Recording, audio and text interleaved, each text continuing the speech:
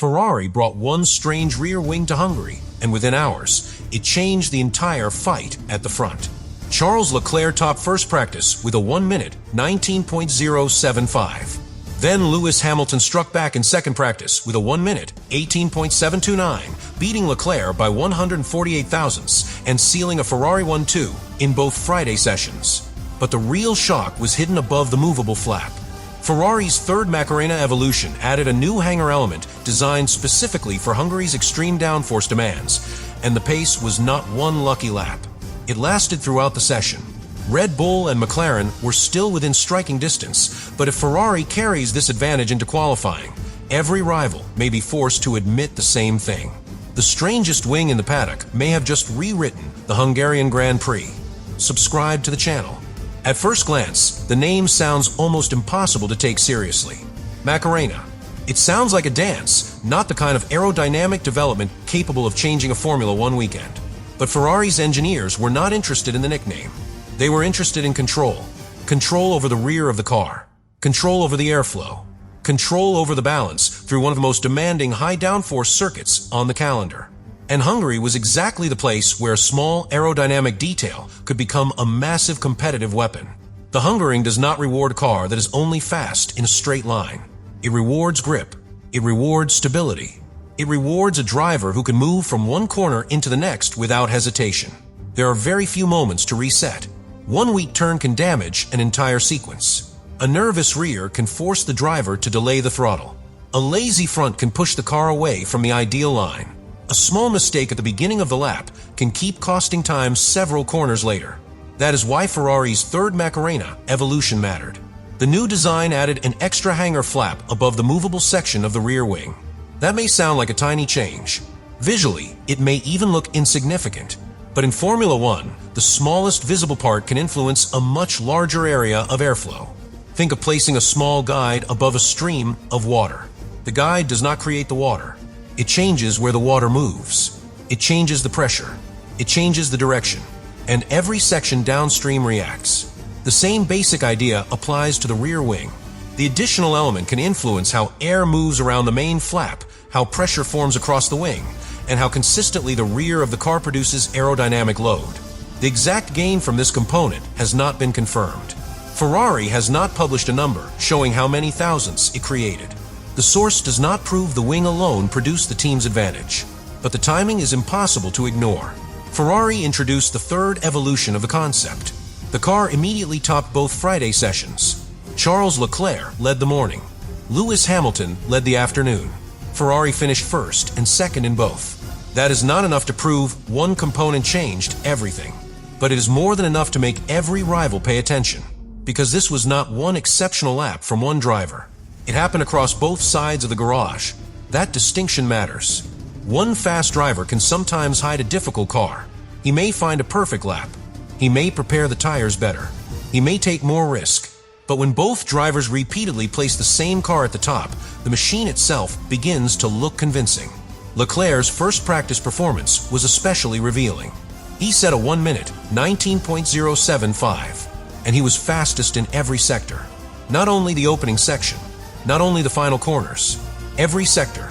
That means Ferrari's strength did not appear in one isolated part of the circuit. The car worked across different demands: braking, rotation, mid-corner grip, traction. That is what balance looks like. Not a car that dominates one area and survives another. A car that gives the driver confidence throughout the lap. And confidence is the hidden currency of the Hungaroring. The driver must know the rear will remain stable when the weight moves forward under braking. He must know the front will respond when he turns. He must know the grip will still be there when he accelerates. If he doubts any one of those things, the hesitation spreads. He brakes slightly earlier. He turns with less aggression. He waits before opening the throttle. Each delay costs only a fraction of a second, but those fractions multiply. Ferrari's new rear wing direction may have helped remove some of that hesitation. More stable rear load can give the driver freedom. The freedom to brake later. The freedom to rotate the car with greater commitment. The freedom to accelerate earlier. Those gains are not dramatic when viewed one corner at a time. Across an entire lap, they become the difference between first and fourth. But there is always a trade. More rear wing load creates more drag. The car becomes slower on the straights. At some circuits, that cost is too severe. Hungary is different. The circuit places greater value on cornering grip than maximum straight line efficiency. The straights matter, but the long sequences of turns matter more. A car that gives away a little top speed can recover far more time by carrying confidence through the corners. Ferrari designed the Macarena Evolution for that exact demand. And the word evolution is important. This was not the first attempt. It was the third. That means Ferrari had already gathered information from earlier versions. The engineers had already seen how the concept behaved. They had already discovered where it worked. They had already found where it needed refinement. By the time the car reached Hungary, Ferrari was not introducing a random experiment. It was bringing a more developed interpretation. That is where Formula One upgrades become dangerous. The first version may offer potential. The second begins correcting weaknesses. The third can become precise. And precision is what turns a strange-looking idea into a real advantage. The additional hanger flap appears to be part of that refinement. Not a complete revolution, a targeted adjustment, something designed to improve the relationship between the movable flap and the rest of the rear wing. The source also notes that similar ideas had already appeared on Mercedes, Red Bull, and McLaren. That reveals another important part of the story. Ferrari did not create this aerodynamic family in complete isolation. Formula One teams constantly study each other. They photograph every new surface. They compare every wing. They watch how a rival's car behaves in fast corners, slow corners, and braking zones. One unusual idea appears. Another team develops its own interpretation. Then a third team changes the geometry again. Very quickly, a strange concept becomes a technical battleground. That appears to be happening with the Macarena wing. Red Bull tested a related version in Belgium. Reports also suggested McLaren had confirmed testing a similar concept in Hungary. The name was becoming almost generic. A paddock term for a family of high-load, movable wing solutions. That changes the meaning of Ferrari's Friday. The team did not simply bring an unusual part. It brought the third evolution of an idea its rivals were already trying to understand. And then it immediately set the benchmark. That is how development pressure spreads. Red Bull sees Ferrari first and second. McLaren sees the same result. Mercedes studies the speed through the corners. Every engineer asks the same question. Is Ferrari's advantage coming from the wing? From the setup around it? From the way the rear suspension supports it? From the way the floor works beneath it? Or from all of those things together? That final possibility is the most likely explanation for any genuine Formula One advantage. One component rarely works alone. The rear wing depends on the floor. The floor depends on the ride height. The ride height depends on the suspension. The suspension affects how the car moves. The front wing must balance the rear. The tires must operate inside the correct temperature window. The driver must trust all of it. That is why copying the visible shape may not be enough. A rival can photograph the hanger flap. It can measure the angle. It can create something that looks almost identical. But it may not understand the exact airflow relationship Ferrari has developed. It may not know the preferred ride height. It may not know how much front wing is required to balance it. It may not know how the component behaves under load. The visible part is only the beginning. The real advantage lives in the understanding behind it. That is why Ferrari's third evolution may matter more than the first. The team has accumulated knowledge. It knows how the concept behaves. It knows where it becomes unstable. It knows how to integrate it into the rest of the car. Rivals may see the shape. Ferrari may understand the system. And the stopwatch gave the first indication that the system was working. But the morning session was not completely comfortable. Leclerc ended first practice in the garage because of a reliability problem.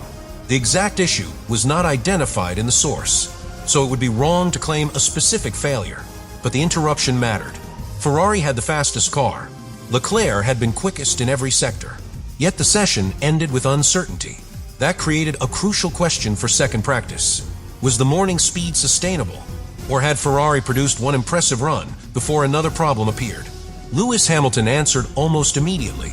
He opened second practice with a 1 minute, 19.648 on the medium tire. At that point, he was already 455 thousandths ahead of Leclerc's first attempt. Almost half a second. And that tire choice made the lap more important. The medium tire normally gives less immediate grip than the soft. The driver cannot simply rely on maximum adhesion. He has to build a lap more carefully. He has to trust the car's balance. He has to understand how the rear will respond before attacking fully. Hamilton's early pace suggested the Ferrari was not only fast during one qualifying simulation, it was already working before the session reached its fastest phase. That is a much stronger sign. A car that produces one excellent soft tire lap may have found narrow window. A car that feels strong early on the medium tire may have a wider one.